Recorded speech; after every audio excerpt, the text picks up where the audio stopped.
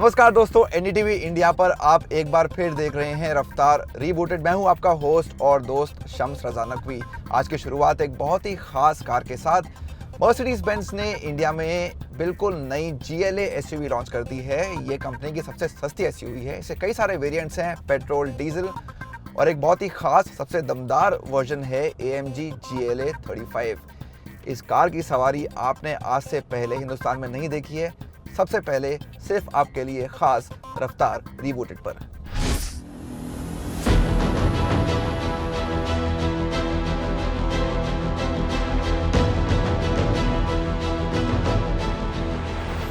तो जाहिर सी बात है कि GLA एडवेंचर हमारे लिए बहुत ख़ास है, हमारे दिल के बहुत करीब है। इसलिए हम बहुत ही खुश हैं कि नया वेरिएंट या नया जनरेशन GLA का बाज़ार में उतारा गया है।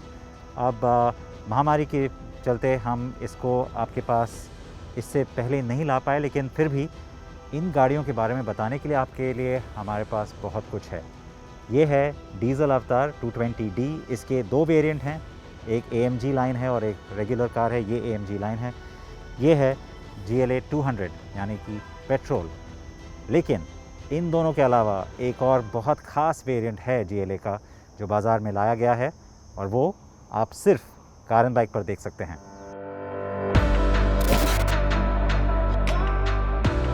Mercedes AMG GLA 35 4MATIC GLA class SUV का तेज़ रफ्तार वेरिएंट है। नई कार नामी गिरामी AMG बैज के साथ आती है और इसके साथ GLA 45 और 45S मॉडल्स GLA की AMG रेंज पूरी करती हैं। जाहिर सी बात है, AMG होने के नाते स्टाइलिंग में भी ये शानदार है। जैसे कि मैंने कहा, हमारे बाजार में GLA की काफ़ी बड़ी रेंज मौजूद है, लेकिन पहले हम बात करेंगे दमदार GLA 35 की।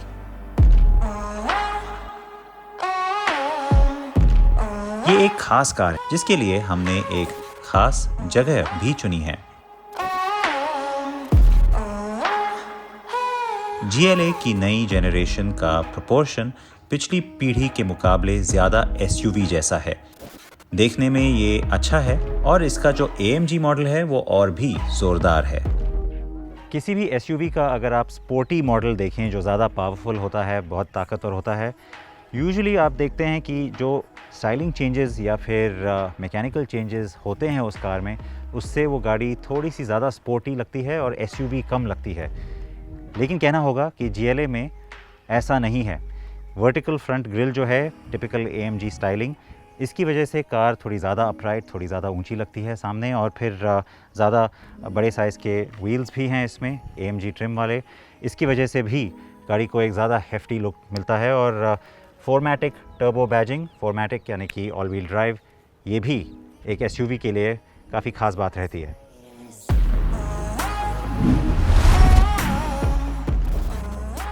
GLA 35 पर 6 रंग के विकल्प मिले हैं, और यहाँ दिख रहा पैटागोनिया रेड कलर उसमें शामिल है।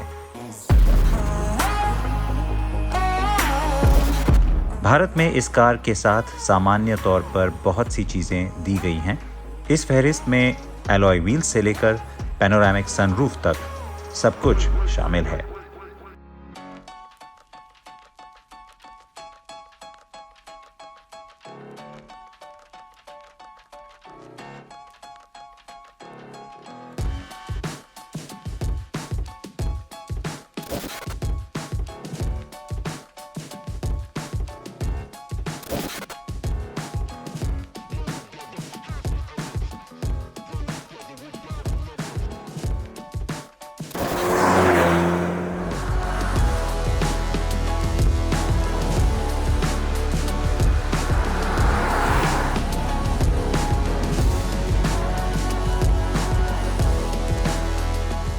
GLA के आम मॉडलों की तरह क्या इस कार में भी वो SUV वाला एहसास बहुत ज़्यादा ज़ाहिर होना ज़रूरी है? काफ़ी लोग कहेंगे हाँ, ये एक SUV पहले और स्पोर्ट्स कार बाद में होनी चाहिए, लेकिन मेरा थोड़ा इसमें अलग विचार है। क्योंकि अगर आप सोचें तो कोई अगर एक मर्सिडीज़ SUV ख़रीदना चाहता है तो वो बेशक GLA 200 या GLA 220D ख़रीद सकते हैं, लेकिन जिसको एक AMG मॉडल चाहिए, यानी कि परफॉर्मेंस सबसे आगे होना चाहिए और जो गाड़ी खुद चलाएंगे, पीछे नहीं बैठेंगे, उनके लिए ये कार SUV कम और स्पोर्ट्स कार ज़्यादा होनी चाहिए। तो मेरे हिसाब से थोड़ा सस्पेंशन जो स्टिफ है, थोड़ा सा जो इसमें स्पोर्ट्स कार वाला फीलिंग है, राइड क्वालिटी भी थोड़ी सी हार्ड है, वो एक अच्छी चीज़ है।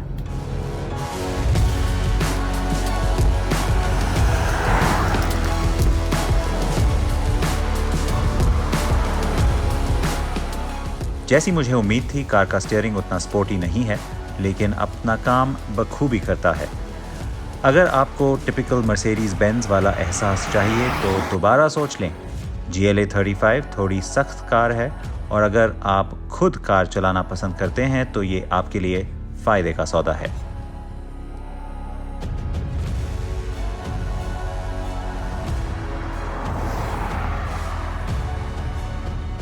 अडेप्टिव सस्पेंशन वेरिएबल डैम्पर्स के साथ इस कार पे स्टैंडर्ड है भारतीय स्पेक पर, और ये एक अच्छी बात है क्योंकि हमारे रोड कंडीशंस को देखते हुए एक स्टिफ गाड़ी में ऐसा होना ज़रूरी है।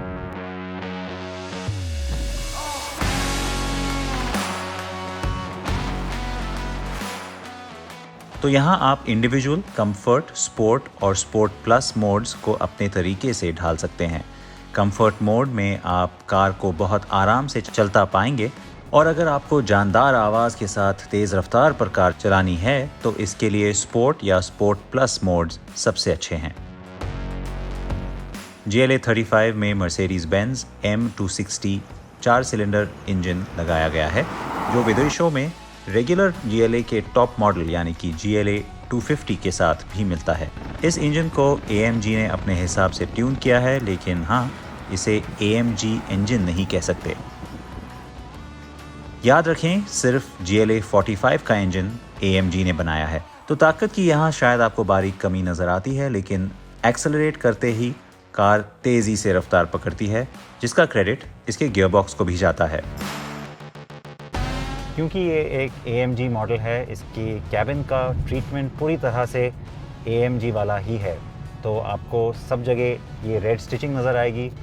लाल रंग के सीट बेल्ट्स भी दिए गए हैं, और ट्रीटमेंट, कलर पैलेट, जो रंग और मटेरियल्स का इस्तेमाल किया गया है, वो सब बिल्कुल आपको एक बहुत ही उम्दा AMG मॉडल की ही याद दिलाएगा।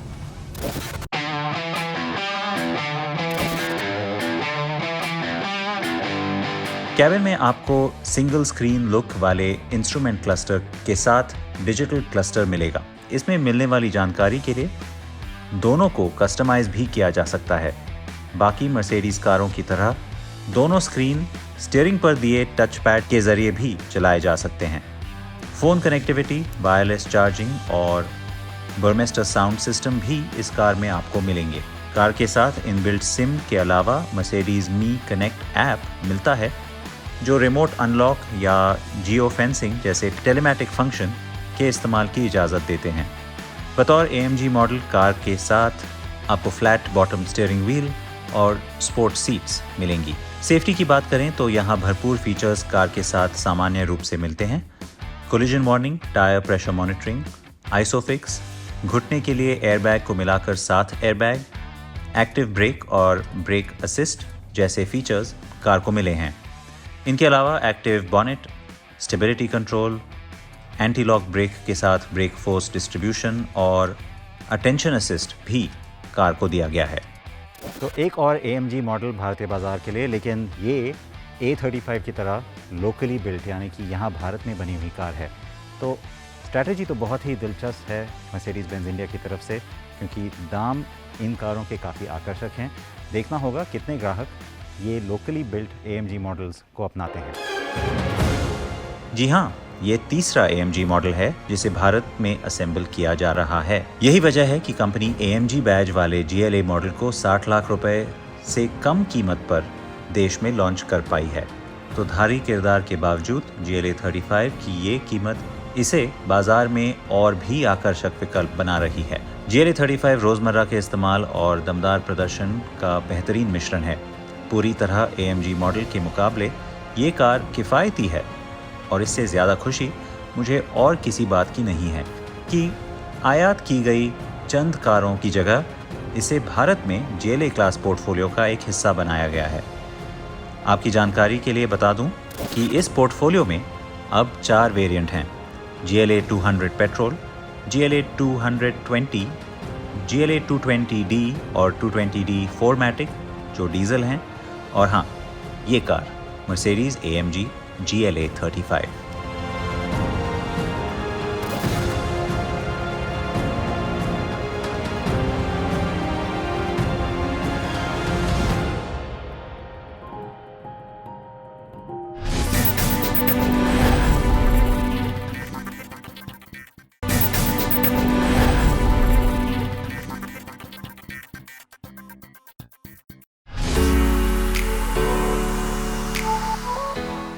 दूसरी जनरेशन फोर्ड फीगो को भारत आए करीब 6 साल हो चुके हैं और इसे बड़े बदलाव मिलने लंबे समय से बाकी था। साल 2018 में इस कार का फेसलिफ्ट मॉडल पेश किया गया था, लेकिन मुकाबले की कारें काफ़ी आधुनिक तकनीक के साथ बाजार में आ चुकी थी। जहां फीगो की बढ़ती उम्र अब दिखना शुरू हो गई है, वहीं फिलहाल फोर्ड अब इस रेंज का दायरा बढ़ाने पर ध्यान लगा रही है। इसकी शुरुआत नए ऑटोमेटिक वेरिएंट से हुई है, जो 1.2 लीटर पेट्रोल इंजन के साथ पेश किया गया है। ये वही 6 speed automatic torque converter gearbox है जो फोर्ड EcoSport में दिया जाता है। जो ये टॉर्क कन्वर्टर यूनिट है, ये काफ़ी ज़्यादा फ़ायदेमंद है 1.2 लीटर में, स्पेशली सिटी ट्रैफिक कंडीशन में, हाईवे पे भी, क्योंकि काफ़ी स्मूथ है। आपको एक वो हेड डॉट नहीं मिलता और AMT कंपेयर में काफ़ी ज़्यादा अच्छी पावर डिलीवरी है इसकी। फिर आपको यहाँ पर सिलेक्ट, शिफ्ट और स्पोर्ट्स मोड भी मिलता है। तो आप जैसे ही स्पोर्ट्स में शिफ्ट करते हो, वैसे ही पावर डिलीवरी काफ़ी ज़्यादा अच्छी हो जाती है, काफ़ी अग्रेसिव हो जाती है, और वापस D में आप इसको हैप्पीली क्रूज़ कर सकते हो हाईवे पे। उसके बाद जो ये 1.2 लीटर इंजन है, ऑलरेडी काफ़ी अच्छा पावर फिगर डिलीवर करता है, 94 ब्रेक हॉर्स पावर और 100 newton metres of week torque, जो क्लास लीडिंग है। और ये गियर बॉक्स उसको बस कॉम्प्लीमेंट करता है काफ़ी अच्छे तरीके से। ऑब्वियसली पुराने फिगो में जो हमें DCT मिलती थी, उसके कंपेयर में तो उतना क्विक आपको नहीं मिलेगा, लेकिन टॉर्क कन्वर्टर के लिए काफ़ी अच्छा है। बस एक चीज़ जो मैं यहाँ पर मिस कर रहा हूँ, वो एक डेड पेडल की है, क्योंकि आपको अपने फुट को आराम देने के लिए एक डेड पेडल ऑटोमेटिक में चाहिए होता है। तो बिना किसी दो राय के फीगो 1.2 टॉर्क कन्वर्टर काफ़ी स्पोर्टी ऑटोमेटिक मॉडल है। AMT के मुकाबले इसका प्रदर्शन बहुत अच्छा है और फुर्तीला है।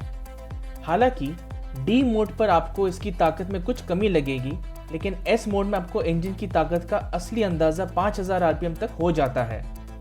डायनामिक्स और स्टीयरिंग इसके स्पोर्टी किरदार में अपना रोल अच्छी तरह निभाते हैं और इसकी राइड क्वालिटी से भी कोई समझौता नहीं किया गया है।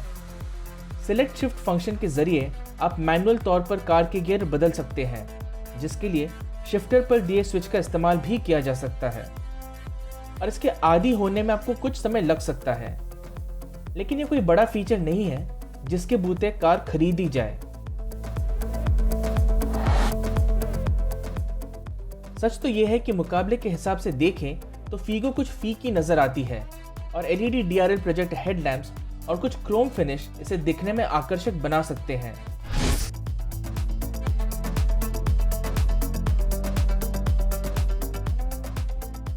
तो यहाँ अगर आप ऑटोमेटिक हैचबैक खरीदने का प्लान बना रहे हैं और लुक्स और फीचर्स से अलग आप किसी दमदार, फुर्तीली और सफाई से चलने वाली कार की तलाश में हैं, तो निश्चित तौर पर आपको फोर्ड फीगो 1.2 ऑटो चलाकर देखना चाहिए।